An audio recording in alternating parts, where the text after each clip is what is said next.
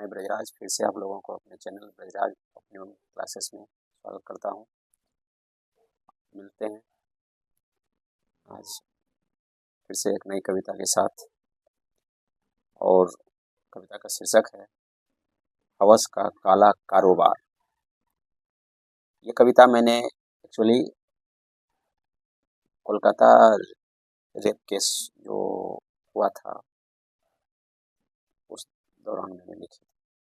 तो वैसे भी आजकल ये बहुत ही कहा जाए कि बहुत ही ये घिनौनी हरकत है जिसे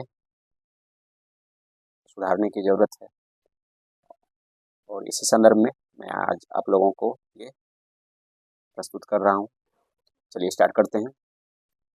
हवस का काला कारोबार। चारों ओर जिस्मों को नोचते, चारों ओर जिस्मों को नोचते, देखो ये भेड़िए खूंखार, उनकी आंखें बोल रही, बढ़ रहा हवस का काला कारोबार। प्याज के छिलके सा वस्त्र उतारते, प्याज के छिलके सा वस्त्र उतारते, उनके शागिर्द अब हर जगह मिलते, अपनी जीत का जश्न मनाकर खुद ही करता जय जयकार, उनकी आंखें बोल रही, बढ़ रहा हवस का काला कारोबार।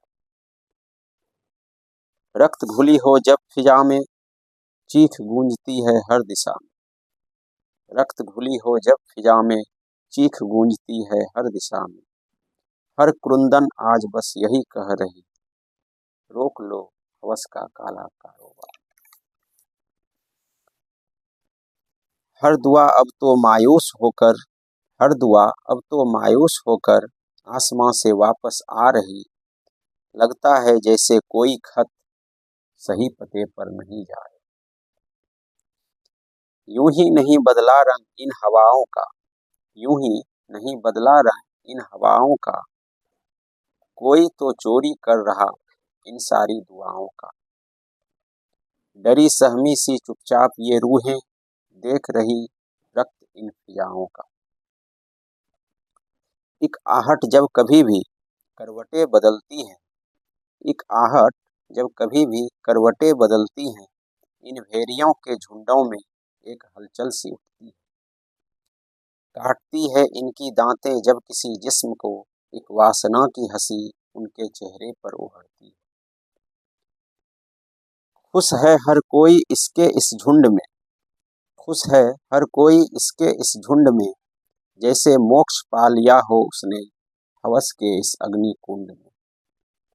बेबस जिस्म पर तो अब भारी पड़ रहा इनका अट्टहास, उफ ये क्या हो रहा, मानवता का इतना उपहास।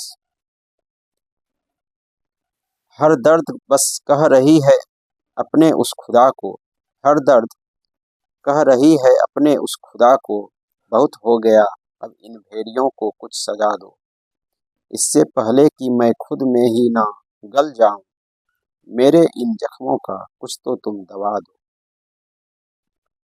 छलनी होती ये रूहें अब तो कर रही बस तेरी पुकार, छलनी होती ये रूहें अब तो कर रही बस तेरी पुकार, कर सको तो कर दो मुझ पर अपना ये थोड़ा सा उपकार, आओ आकर रोक लो तुम ही इन भेड़ियों के हवस का काला कारोबार।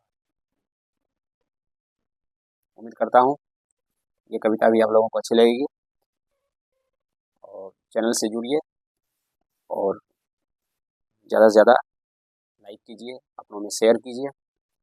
और